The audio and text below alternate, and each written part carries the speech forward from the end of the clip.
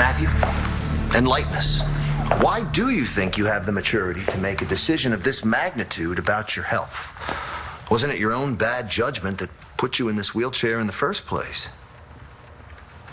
Objection, Your Honor. That assumes facts, not in evidence. That would be irrelevant. This 15-year-old boy is petitioning for the right to make a critical medical decision.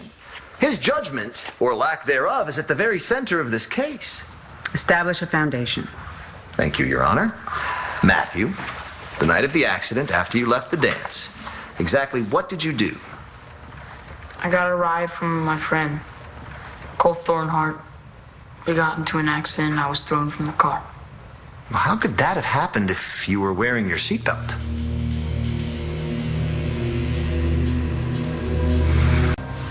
Matthew, was your seatbelt defective? No. Did it break in the crash? No. I mean, your mom and dad taught you to buckle up, didn't they? You do know it's the law, don't you? Yes.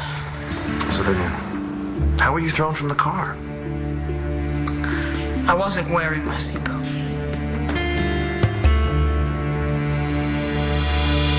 Your Honor, this is harassment.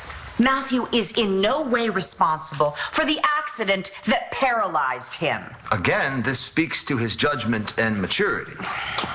I'll allow it.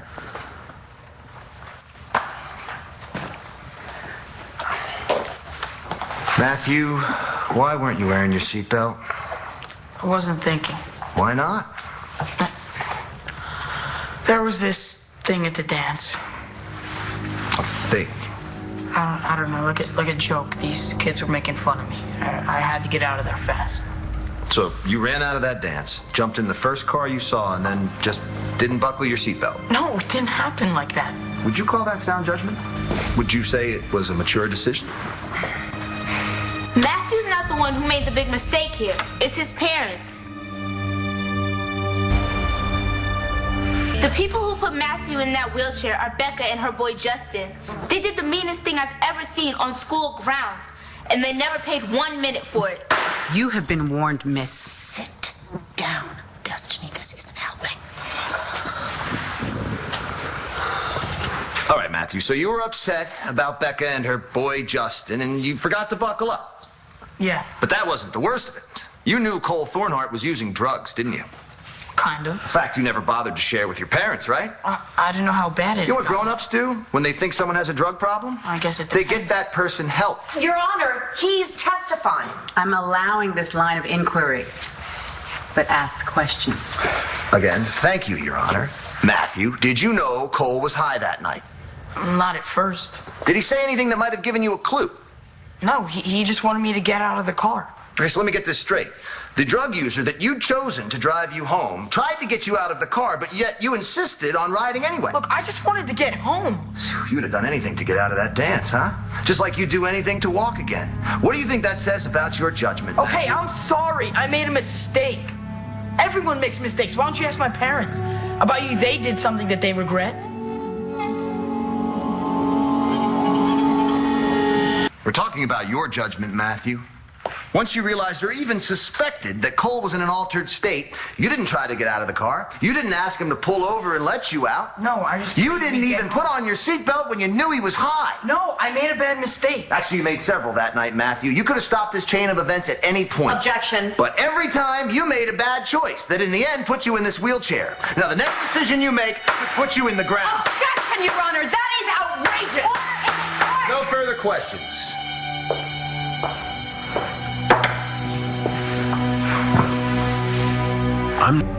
Redirect.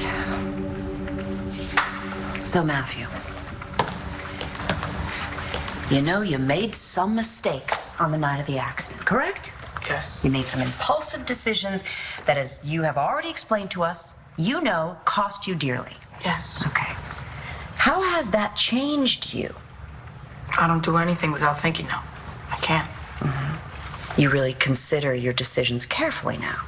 Especially big ones. And have you really considered the decision about whether or not to get surgery? Yes, I went online, I researched it. I talked to Dr. Evans. I read what doctors said about Dr. Evans. I read patient reviews. from people who had the same surgery that I want to get from Dr. Evans. So you spent a lot of time on this. It's all I've thought about ever since I heard there was a surgery that could help me walk again. You've looked at it from many different angles. Yes.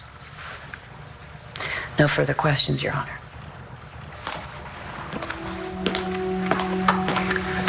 We're adjourned until tomorrow. All rise.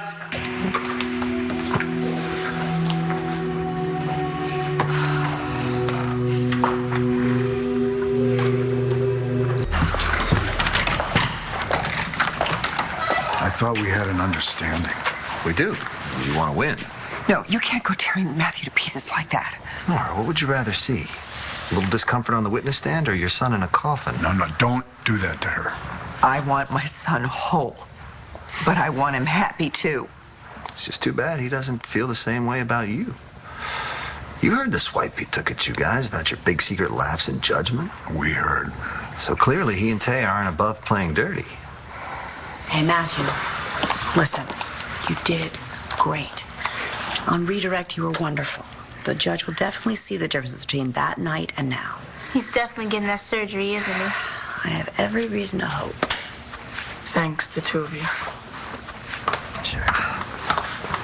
See you later. We're ready to go, are you? Yeah, I'll meet you at the car. All right.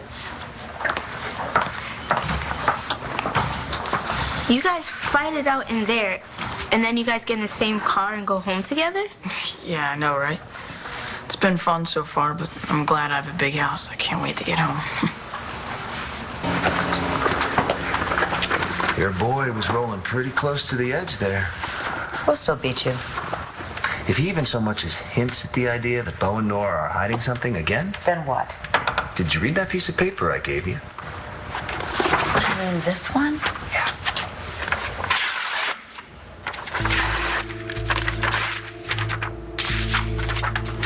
Means nothing. So that's how you want to play. See you tomorrow.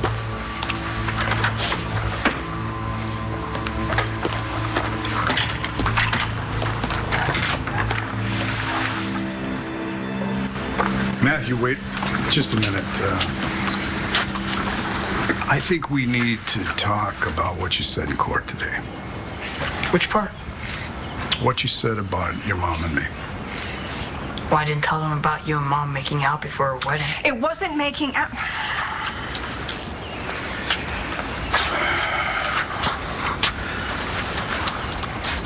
Look, if you plan on using this against us in court, I'd like a chance to talk to Uncle Clint first. I know right now you probably hate your mom and me, but I know that you care about him. I don't think he deserves to be blindsided.